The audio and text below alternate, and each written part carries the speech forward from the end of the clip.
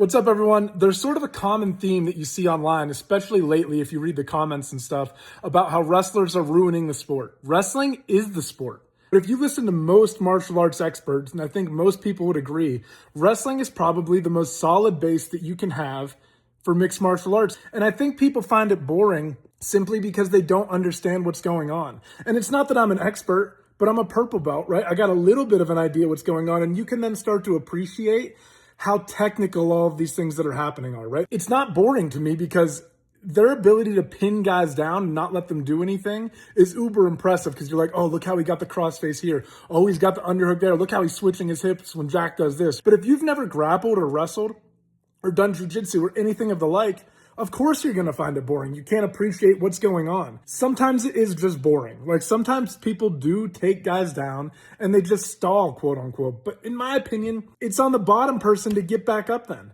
Like, why are you just getting held down? Like, it's a two-way street. You can't just blame the guy who's doing the wrestling and at least trying to put the fight where he wants it. If you want to get back to the feet and make the fight exciting, we need to start putting blame on the bottom person. If they can't get up, create scrambles, get feet to the hips, dig for underhooks, do all the things that you need to do to successfully get back to your feet, why is it on the person that took you down? You're hoping that by standing the fight up, you give an advantage to the striker and he knocks this wrestler out. I don't understand the bias. I also just feel that there are already so many advantages built in for the striker. The fact that every single round starts on the feet, for example. If you could get taken down in the first round and get the shit beat out of you for the entirety of the round, and then the bell sounds, and you still get to come out in the second round and start on your feet. The fact that separations against the cage and stand-ups exist at all, and it's up to referee discretion, is already an advantage for the striker. And I already think there are enough advantages built in that we need to put the onus on them to stand back up. We're just in an era